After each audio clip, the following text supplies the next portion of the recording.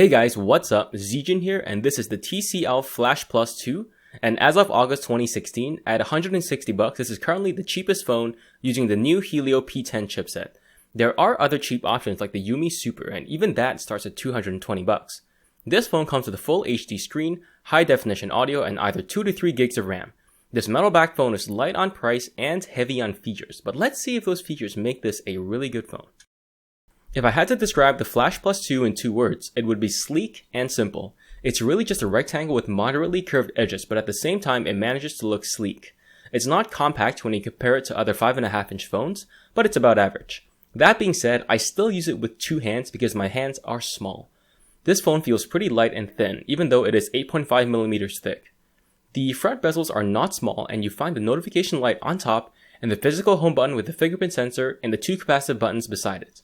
The backlighting on the buttons are incredibly weak. I can't see the backlighting half the time. The metal backplate is what makes this phone feel premium since the body is plastic.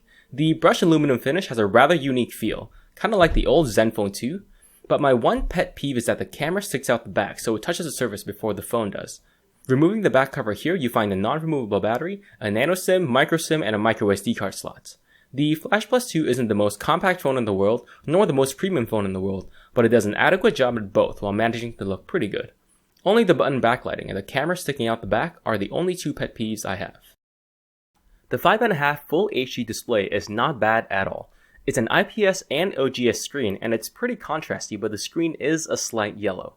The screen is pretty crisp, and Google Play Newsstand is a great app to test out the screen. The contrast between the black words and white background is deep, and the colors from the pictures pop. And when you look at actual photos, the phone can display some pretty saturated colors, but it's still pretty far from what an AMOLED display can do. The screen is not very bright though, maxing out at 400 nits. It's difficult to use in strong sunlight. You need your other hand to shade the screen to see what's going on.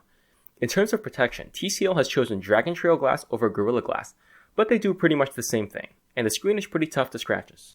The Flash Plus 2 uses the AK4375 Advanced Audio DAC and NX9890 amplifier, both high-performance audio components for smartphones. In theory, these should provide users with much better quality audio from both headphones and the speakers. The speakers are on the back, and I really would have preferred front-facing speakers instead. However, this speaker is one of the best I've heard, second only to HTC smartphones. The Flash Plus 2 produced incredibly rich sounds without distortion at max volume, and clarity is second to 3, but let's call the HTC line of phones 1 for now. Bass drops are actual bass drops, and music sounds great. When using headphones, the audio quality from lossless audio is refined. I can pick out each individual instrument in an orchestra, and it's the closest audio I've heard to a live recording, which I did go to by the way.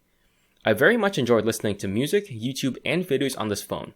Almost nobody will be able to find fault with the audio. Yeah, my mama, she told me don't worry about those tenor guys. She said girls like a low voice to whisper in their ear at night. So I won't be no pop star, no rock star, but I'll do just fine. So if that's what you're into, then go ahead and waste your time. Powered by a 3000 mAh battery, the Flash Plus 2 promises to take you through a single day without charging. However, if you need to, Pokemon Go, there is also quick charge for a fast top-up. I performed 2 lab tests. First, I reloaded a webpage at a constant brightness until the phone died, and it died after 7 hours and 34 minutes. I then looped a video until the phone died, and it lasted for 10 hours and 30 minutes. These are very respectable results and exceeded my expectations slightly. A typical day of use for me would be waking up at 6 a.m. and going to sleep at 10 p.m., making for a 16-hour day. I can typically obtain 3 to 4 hours of screen on time if I do not play Pokemon Go. This would include about an hour of casual gaming like Hearthstone, and the rest consisting of web browsing, Reddit, and Google Maps. I also stream podcasts for about 3 hours as well. By 10 p.m. I have about 7% left, so there's no wiggle room there. However, when playing Pokemon Go, it lasts for about 3.5 hours total, so I am thankful for quick charge. While the manufacturer claims an 80% charge in 50 minutes, it was closer to an hour. Light and medium users can get through a day easily, while heavy users will have a smaller battery cushion at the end of the day. But you most likely will be able to make it through a day without charging. But if you can't, a quick 15-minute charge will top you up for the rest of the day. Android 6.0 Marshmallow is pre-installed and is very close to stock. There are some minor changes that shouldn't anger anyone, and some are quite useful. The fingerprint scanner is on the front, and while I like rear-mounted scanners better, I cannot deny the advantages of a front-facing scanner when your phone is on the table. The scanner here is fast, just a hair slower than the Nexus 6P and the OnePlus 3. Accuracy though is weird. You are not allowed to register your finger more than once. At times it will recognize my finger 100% of the time, and other times it will reject it 3 out of 10 times. I would say the fingerprint scanner has an average accuracy of about 70%. One downside is that you cannot turn on this phone by just touching the home button, you need to press the buttons. One impressive feature is assigning an app to a fingerprint, so I could use my pinky to immediately launch into Pokemon Go. The home button can also be used as a shortcut as well. You can double tap the button to quick launch an app of your choice or perform an action you assign. I found this quite useful for quick launching the camera if I wanted to quickly snap a photo. There are also screen gestures which do work well. There is also basic customization for the notification light, and this phone comes in 2 variants, the 2GB version and the 3GB version. I'm currently reviewing the 3GB version, and this phone glides through almost anything. Anything that isn't a game launched more or less instantly, and multitasking was a breeze as well. With 3GB RAM, I only maxed it out when I had opened over 40 apps without closing them on purpose. I highly recommend the 3GB version, which is about $15 more. I threw a couple of games at the Flash Plus 2, Nova, Clash Royale, and Pokemon Go, and I ran Nova very well and did not produce any visible stutter or lag. Less intense games like Clash Royale and Pokemon Go ran perfectly as well. I also ran the obligatory and Antutu benchmark, and the Flash Plus 2 scored respectively. The Flash Plus 2 comes with quad-band GSM, WCDMA, and FDD-LTE. Make sure it works with your carrier before buying. Reception is great. I rarely drop from 4G to 3G in Toronto, and speed tests showed some pretty good speeds. Wi-Fi and Bluetooth connectivity also performed well, with no issues with either one. The GPS locked on quick, and even though GPS has been improved on MTK chips, there are still some problems.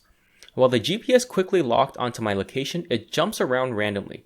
This is not good when navigating downtown within tight city streets, but it's very good for Pokemon Go, as this allowed me to catch Pokemon over 15 meters away from me by just sitting there, and my eggs hatched as well.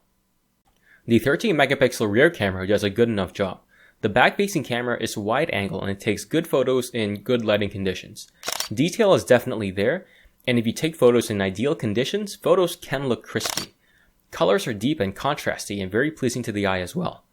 One strange thing I discovered, if you point the camera directly at the sun, it overcompensates way too much compared to other phones. However, just changing the angle of your shot by a few degrees should fix this. Low light performance is actually not as bad as I thought. While it's nowhere near the Galaxy S7, it is good enough to take okay nighttime shots. The front-facing 5-megapixel camera is also wide angle and takes decent selfies in daylight. However, low light photos from the front camera are grainy and underexposed. The video quality is a different story. Video filmed at 1080p in good lighting conditions is acceptable. However, the darker it gets, the worse the video footage is, and it's much more evident there is grain and over-sharpening. While the camera will fulfill the average person's camera needs, it is by no means a great camera. If you are a budget smartphone buyer, which I'm guessing you are since you're watching this, as of August 2016, this is the cheapest Helio P10 device you can get. You get great audio that very few phones can match or exceed, and this is definitely a bonus. However, the weakest part of the device is the camera. While more than good enough for the average user, it is definitely not the very best, like no one ever was. Most importantly, if you are on a tight budget and you want to get some serious value for your money, this phone will get you the best specs you can obtain for about $160. Just be aware that you are not getting the best camera in the world, but decent camera performance is all you get. Thank you so much for watching, and be sure to hit subscribe and like if you enjoyed this video.